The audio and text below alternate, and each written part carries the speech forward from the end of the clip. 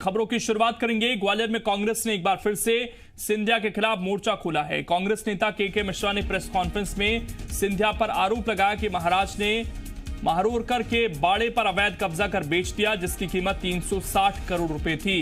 कांग्रेस ने कई खुलासे करते हुए सरकार से मांग की है कि वो सिंधिया समेत दोषी अधिकारियों के खिलाफ कार्रवाई करें, नहीं तो कांग्रेस सुप्रीम कोर्ट का दरवाजा खटखटाएगी। इससे पहले भी कांग्रेस सिंधिया पर भूमाफिया होने का आरोप लगा चुकी है। इससे पहले जब सिंधिया कांग्रेस में थे तो बीजेपी के प्रभात झा और जयभान सिंह पवैया भी सिंधिया पर ऐसे ही आरोप लगाते थे, लेकिन जब से सिंधिया की बीजेपी में एंट्री हुई है तभी से पूरी बीजेपी इस मुद्दे पर मौन रहती है। बीजेपी नेताओं की नजर में भी महाराज श्रीमंत हो गए हैं और कांग्रेस सब उन्हें श्रीयंत कहने लगी है। 360 करोड़ रुपए के हुए इस भूमि घोटाले का सीधा संबंध भ्रष्टाचार निवारण अधिनियम की धारा 13D1 से जुड़ा होकर धारा 467, 468, 471 और 420 से जुड़ा हुआ है। ईओडब्ल्यू में जो प्रकरण 10 साल पुराने थे सिंधिया जी के विरुद्ध और माननीय शिवराज सिंह जी चौहान ने शपथ लेने के तत्काल बाद पहले आदेश के रूप में उन प्रकरणों को ईओडब्ल्यू से खत्म किया था। हम शिवराज सिंह जी चौहान को भी इस आपराधिक कृत्य में शामिल होने का मुलजिम बनाएंगे। 300 करोड़ रुपए के हुए इस भूमि घोटाले का सीधा संबंध भ्रष्टाचार निवारण अधिनियम की धारा 13D1 से जुड़ा होकर धारा 467, 468, 471 और 420 से जुड़ा हुआ है। हमारी मुख्यमंत्री शिवराज सिंह जी से मांग है कि यदि वे उनकी विचारधारा पाक साफ है तो इन ट्रस्टियों के विरुद्ध जो सरकार के दस्तावेजों में अपराधी घोषित हैं उनके विरुद्ध प्रकरण दर्ज करें। यदि वो नहीं करेंगे तो हम सुप्रीम कोर्ट में इन भूमि घोटाले को लेकर जाएंगे। हमारे संवाददाता शैलेंद्र इस वक्त जुड़ गए हैं ज्यादा जानकारी के साथ। शैलेंद्र, कोर्ट जाने की बात कर रहे हैं तो फिर सरकार से क्या उम्मीद? सीधे कोर्ट में दस्तावेज रख दें के मिश्रा अगर उनके पास सबूत हैं, जमीन घोटाले हुए हैं? देखिए, बिल्कुल लोकेंद्र, आपने ठीक कहा। जिस तरीके से उपचुनाव होने हैं इस ग्वालियर चंबल संभाग अंचल में और उसके बाद कांग्रेस जो है लगातार ज्योतिरादित्य सिंधिया को निशाना बना रही है। इस दौरान ये तीसरी प्रेस कॉन्फ्रेंस है जिसके माध्यम पर सिंधिया पर निशाना साधा गया है और उनको भूमाफिया करार देने की कोशिश की गई है। कुछ दस्तावेज भी प्रेस कॉन्फ्रेंस में पेश किए गए हैं। अभी जो मामला सामने आया है वो महल से लगी हुई जमीन है, एक बाड़ा है, उसको लेकर है। उसका कांग्रेस का ये आरोप है कि लगभग 360 करोड़ रुपए की ये पूरी संपत्ति है। इसे सिंधिया परिवार के द्वारा पहले देवस्थान ट्रस्ट में नामांकित कराया गया और बाद में इसको बेच दिया गया और कुछ संपत्तियां अभी भी सिंधिया परिवार के आधिपत्य में है और वो किराए पर चढ़ा दी गई हैं। और वो कह रहे हैं कि मध्य प्रदेश सरकार को चाहिए कि वो इस मामले में कार्रवाई करे और यदि वो कार्रवाई नहीं करते हैं तो जो पूरे घटनाक्रम को लेकर वो सुप्रीम कोर्ट जाएंगे। मैं आपको रोकूंगा। शैलेंद्र, के मिश्रा जी इस वक्त हमारे साथ जुड़ गए हैं फोन लाइन पर। के मिश्रा जी, आपका स्वागत है जी मध्य प्रदेश छत्तीसगढ़ पर। क्या सबूत है के मिश्रा जी इस बार आपके पास सिंधिया के खिलाफ? लोकेंद्र जी, जितनी भी चर्चा में हम आपसे रूबरू हो रहे हैं उसके सारे दस्तावेज हम पत्रकार वार्ता में अपने पटल पर रखकर बैठते हैं और यदि वे झूठे हैं तो माननीय सिंधिया जी से मेरी करबद्ध प्रार्थना है कि वो हमारे विरुद्ध मोर्चा खोले और कोर्ट में हमारे खिलाफ कंटेम्प्ट और मानहानि का दावा लगाएं। जो सारे दस्तावेज हैं वो पूरी तरह इस आर्थिक भ्रष्टाचार को उजागर कर रहे हैं। के मिश्रा जी, लेकिन अगर पुलिस नहीं कर रही है कुछ, क्योंकि आपकी तीसरी प्रेस कॉन्फ्रेंस थी, इससे पहले आपने तमाम दस्तावेज दिखाए, सरकार अगर संज्ञान नहीं ले रही है तो फिर कोर्ट जाने की बात आप करते जरूर हैं लेकिन जाते नहीं हैं। देखिए ना, और किसी का लोकेंद्र जी दावा नहीं कर सकता हूँ। जिस स्तर का मैं पार्टी का छोटा सा कार्यकर्ता हूँ उस ब्लॉक पर मैं जरूर कह रहा हूँ आपसे कि मैं जो कहता हूँ वो करूंगा और कभी भी किसी भी स्वार्थ की वजह से मेरे कदम पीछे नहीं हटेंगे। लेकिन मीडिया में आने से अच्छा है आप जाकर कोर्ट में रख दें अपनी बात, तो ज्यादा बेहतर होगा। कोर्ट से एक बार सिद्ध हो जाएगा तो आरोप लगाने में भी और मजा आप लोगों को आएगा। देखिए, कोर्ट में तो लगभग हाई कोर्ट में भी इस तरह के प्रकरण दर्ज हैं, मगर इन्फ्लुएंस की वजह से वो पटल पर नहीं आ पा रहे हैं तो हम लोग मजबूरी में अब सुप्रीम कोर्ट जाने के लिए बाध्य हैं। एक चीज और है के मिश्रा जी, इस तरह के आरोप पहले बीजेपी के लोग भी लगाते थे अब आप लोग लगा रहे हैं, लेकिन सिंधिया पर कार्रवाई आज तक नहीं हुई। मैंने लोकेंद्र जी इसके पहले जब इस श्रृंखला की दूसरी पत्रकार वार्ता ली थी तब भी मैंने आप लोगों को साक्षी मानते हुए स्पष्ट तौर पर कहा था कि माननीय कमलनाथ जी की सरकार 1 माह के भीतर फिर आ रही है, और यदि मेरी सरकार ने सरकार बनने के बाद 3 महीने के भीतर इन मामलों को पुनः नहीं खोला तो मैं अपनी सरकार के खिलाफ भी वल्लभ भवन में अनशन पर बैठूंगा। ये मैंने खुद कहा था और मैं कह नहीं रहा हूं, मैं करके भी दिखाऊंगा। लेकिन के मिश्रा जी, बात तो वही है कि आपकी सरकार थी तब भी सिंधिया मजबूत थे, अब बीजेपी की सरकार है अब भी वो मजबूत है, उन पर कार्रवाई कैसे होगी? केवल आरोप लगाने से काम नहीं चलेगा। प्रभात झा, जयभान पवैया, के मिश्रा, ये सभी नेता आरोप तो लगाते हैं, लेकिन सिंधिया पर कार्रवाई कैसे होगी, मेरा सवाल ये था। लोकेंद्र जी, प्रभात झा जी और जयभान सिंह पवैया जी ने सिर्फ शाब्दिक जुगाली की थी। मैं दस्तावेजों को लेकर आपके सामने पटल पर बैठ रहा हूँ। दोनों में मूल में बहुत अंतर है। और अभी तक क्या था कि सिंधिया परिवार बैलेंस करता था कि माँ भाजपा में, बुआ भाजपा में, भतीजा कांग्रेस में, पिताजी कहीं और। अब इनकी पूरी निष्ठा एक पार्टी की ओर समर्पित हो गई है।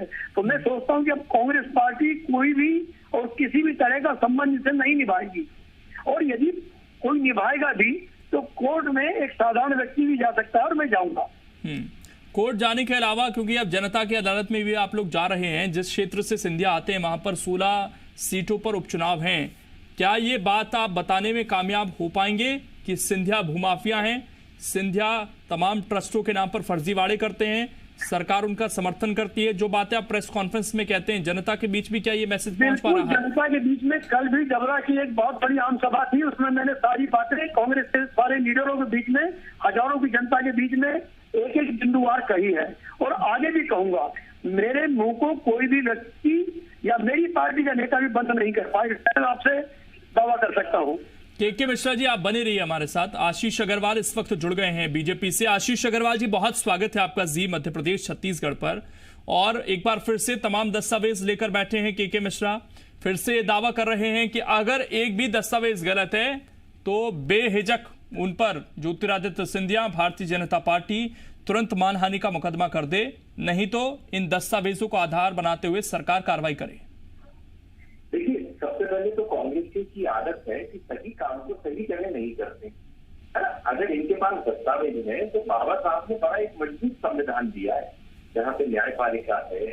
अगर ये जाए, अगर इनको ऐसा लगता है कि सरकार सुनवाई नहीं कर रही है तो न्यायपालिका का दरवाजा खटखटाए। बात बाकी सिंधिया जी को इनका दल छोड़े हुए जुमे अभी कुछ महीने हुए हैं, तो ये जो ज्ञान इनको अभी प्राप्त हुआ इससे पहले नहीं था। बल्कि मैं तो कहता हूँ इसके अलावा भी इनको कुछ ज्ञान होना चाहिए। उमंग सिंगार जो इनके मंत्री थे, उन्होंने दिग्विजय सिंह को ब्लैकमेलर कहा था, शराब माफिया और रेप माफिया कहा था, उनके खिलाफ क्यों नहीं निकालते के मिश्रा जी? तो खबरों में बने रहना, अनर्गल आरोप लगाना, ये ठीक है, काम हो सकता है। परंतु अगर सही में इनके पास कुछ सच्चाई है तो 15 माह से भी कमलनाथ सरकार ने कोई काम किया हो तो बताएं, अन्यथा ये जाए न्यायालय का। लेकिन आशीष जी, एक सवाल ये भी है कि जिस ज्ञान का जिक्र आप के मिश्रा के लिए कर रहे हैं, इसी तरह का ज्ञान बीजेपी के कुछ नेताओं के पास भी पहले रहता था। क्या अब वो जो सिंधिया आ गए हैं वो ज्ञान धूमिल हो गया, सारा फीका पड़ गया है और सिंधिया एकदम पाक साफ हो गए हैं? भारतीय जनता पार्टी तो कहती है वही करती है। मैं आपको दोबारा कहता हूँ, कांग्रेसियों की आदत यही है। 15 साल जब तक शिवराज सिंह जी की सरकार थी तो घोटाले व्यापक घोटाला चिल्लाते रहे, 15 माह में तय किया, उन्होंने कुछ नहीं कर पाए। तो कांग्रेस के आरोप राजनीतिक होते हैं। मैंने बीजेपी पर सवाल पूछा, जयभान पवैया, प्रभात झा, ये सभी लोग तो इसी तरह के आरोप लगाते थे जो आज के मिश्रा लगा रहे हैं। तो कम से कम अपने नेताओं के तो आरोपों को मानेंगे आप लोग? बिल्कुल लोकेंद्र जी, मैं बड़ा स्पष्ट तौर पे आपको कहता हूँ, ये सारे आरोप निरर्थक हैं, निराधार हैं, इनमें कोई भी जमीनी सच्चाई नहीं है। नहीं तो जाएं ये लोग दरवाजा खटखटाएं। अरे कांग्रेस तो वो है जो आधी रात को सुप्रीम कोर्ट खुलवा देती है। कर्नाटक के विषय में आपने नहीं देखा था? अब इनके पास कुछ तथ्य हो, कुछ तर्क हो तो जाए आधी रात को दरवाजा खटखटाएं। के मिश्रा जी जवाब दीजिए। के मिश्रा जी, ठीक, मैं ले लेता हूँ एक रिएक्शन। के मिश्रा जी जवाब दीजिए। आशीष जी, मैं हो सकता है कि मैं गलत हूं, मैं जनता की आंखों में धूल झोंक रहा हूं, मीडिया की आंखों में धूल झोंक सकता हूं, मगर आज के जो भी नायक हैं, जो सिंधिया जी के साथ में बगल में बैठाकर उनको प्लेन में और मंचों पर बैठते हैं, उन्होंने ही माननीय शिवराज सिंह जी चौहान ने अटेर की आम सभा में सिंधिया जी को भूमाफिया कहा था।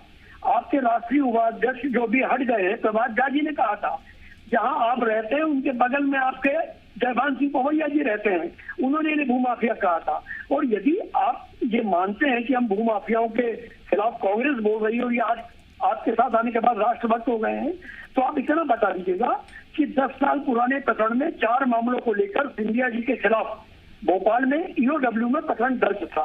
शिवराज सिंह जी चौहान ने दोपहर 12 बजे 23 मार्च को शपथ ली और 5 बजे पहला ऑर्डर वो ईओडब्ल्यू से एफआईआर खत्म करने का क्यों जारी किया?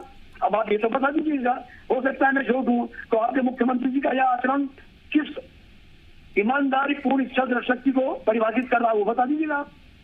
आशीष जी जी देखिए, सबसे पहले तो ये सहूलियत की राजनीति के मिश्रा जी से मेरा आग्रह चलेगी नहीं। अगर आपको दिग्विजय सिंह का शराब माफिया होना समझ में नहीं आता, ब्लैकमेलर समझ में नहीं आता, तो ये निश्चित तय कर लिया जाएगा कि आपके आरोप राजनीतिक हैं। बात नंबर 1, आप जिस मामले का जिक्र कर रहे हैं वो मामला आपके नेता ने, कमलनाथ ने तब दर्ज कराया था जब सिंधिया जी सड़क पर उतरने की तैयारी कर रहे थे।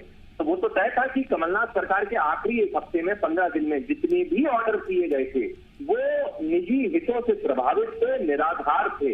आपने जिस तरीके से लोगों की नियुक्ति की, आपने जिस तरीके से आधी रात में आईएएसओं को चार्ज संभाले, क्या ये नैतिकता है या संवैधानिकता है? इसलिए वो ऑर्डर जो खत्म करना था वो किया। मेरा आपसे सिर्फ ये कहना है। चलिए एक जवाब आशीष जी आपने दे दिया कि ठीक है, मान लेते हैं कि वो राजनीतिक तौर पर केवल एक दुर्भावना थी जिस वजह से जांच सौंपी गई थी, ईओडब्ल्यू को मामला दर्ज कराया गया था। दूसरा सवाल के मिश्रा जी ने पूछा, मैंने भी पूछा, उसका जवाब नहीं आया कि इसी तरह के आरोप तो लगाते थे बीजेपी के नेता भी पहले, भूमाफिया। लोकेंद्र जी, अब कांग्रेस को तो 15 माह की सरकार मिली है ना। मैं कांग्रेसियों से पूछता हूँ, वो तो कहते हैं कि उन्होंने बहुत बड़ा माफिया के विरुद्ध अभियान चलाया था। अगर सही में अगर वो किसी को भूमाफिया कहते हैं तो 15 माह में कांग्रेस क्यों हाथ पे हाथ रख के बैठी रही? मेरा एक प्रश्न उनसे सबसे पहला ये है। दूसरा विषय ये है कि देखिए, सिंधिया जी पे इस तरह के अनर्गल आरोप लगाना सूरज को दिया दिखाने समान है। आजादी से पहले जब देश में राजतंत्र होता था, इस क्षेत्र के वो राजा थे, तो इसलिए वो जमीनों की लूट खसूट करेंगे। मुझे ऐसा लगता है कि आदरणीय के मिश्रा जी थोड़े से तर्क संगत और तथ्य संगत बात करें, और अगर है तो बाबा साहब ने एक मजबूत संविधान दिया है, सही जगह जाके सही जगह अपनी शिकायत करें। कांग्रेस के पास तो वैसे भी वकीलों का जखीरा है, मध्य प्रदेश में इनके पास सलिखा जी हैं, दिल्ली में कपिल सिब्बल है जो राम। लेकिन आशीष जी, जीरो टॉलरेंस की बात होती है ना भ्रष्टाचार को लेकर। अब चाहे कोई राजा रहा हो या सामान्य व्यक्ति हो, जीरो टॉलरेंस तो सबके लिए बराबर है। अब के मिश्रा जी को अगर आप एक राजनेता ना मानकर आम व्यक्ति की तरह लें, अगर वो कोई कागज दिखा रहे हैं तो उनका संज्ञान लेने में क्या दिक्कत है? सबसे पहले के मिश्रा जी बताएं, क्या उन्होंने विधिवत कोई आवेदन दिया है, कोई शिकायत की है तो उनके पास जवाब आएगा, उस पर कार्रवाई होगी। चाहे कोई भी बना रहा है, चाहे मैं हूं, चाहे माननीय शिवराज सिंह जी हो, चाहे सिंधिया जी हो, एक आम आदमी किसी के भी खिलाफ शिकायत कर सकता है। ये राजतंत्र नहीं है, ये प्रजातंत्र है, ये लोकतंत्र है, और इसमें सब लोग समान है। कांग्रेस की सरकार ठीक जवाब लेते हैं के मिश्रा जी, आप जाइए थाने में मुकदमा दर्ज कराइए। आशीष अग्रवाल जी कह रहे हैं कि संज्ञान जरूर लिया जाएगा। मैं तो आशीष जी सिर्फ आपसे इतनी ही प्रार्थना करना चाह रहा हूँ। एक तो आपके मीडिया में बहुत कम बोलने को टाइम मिल पाता, आपने कुछ क्षण मिलते हैं उसमें आप विषयांतर कर देते हैं। मुझे सिर्फ इतना आप बता दीजिए कि जब न्यायपालिका के तहत ही, संवैधानिक अधिकारों के तहत ही बाबा साहब के अधिकारों का सामान्य व्यक्ति को प्राप्त, जो संवैधानिक अधिकार प्राप्त है, उसके अनुसार ही आपकी सरकार, जब 10 साल पहले आपकी सरकार थी, कांग्रेस की सरकार नहीं थी, ईओडब्ल्यू में मुकदमा हुआ तो आपकी सरकार के दौरान ईओडब्ल्यू में हुआ। तो जब आपकी सरकार में मुकदमा दर्ज हुआ, आपकी सरकार में ईओडब्ल्यू में भोपाल में 4 प्रकरणों की जांच हुई, तो किस आधार पर मुख्यमंत्री जी ने उस प्रकरण को समाप्त कर दिया? भाई बाबा साहब के संविधान के आधार पर मैं आपसे पूछना चाहता हूँ। ठीक, उसका जवाब उन्होंने दे दिया, उसका जवाब दे दिया उन्होंने। के मिश्रा जी शुक्रिया आपका जुड़ने के लिए। आशीष अग्रवाल जी शुक्रिया आपका भी जुड़ने के लिए, और शैलेंद्र हमारे साथ जुड़े हुए थे। शैलेंद्र आपका भी शुक्रिया। तो इस मुद्दे को भुनाने की कोशिश लगातार कर रही है कांग्रेस। सिंधिया के खिलाफ तमाम आरोप लगाए जा रहे हैं, और अब इसमें क्या शिकायत की जाती है या फिर नहीं, और जो दावा है कि 30 दिन में सरकार बनेगी, अगर बन गई तो क्या सिंधिया के खिलाफ कार्रवाई होगी, ये देखने की वाली बात होगी। वही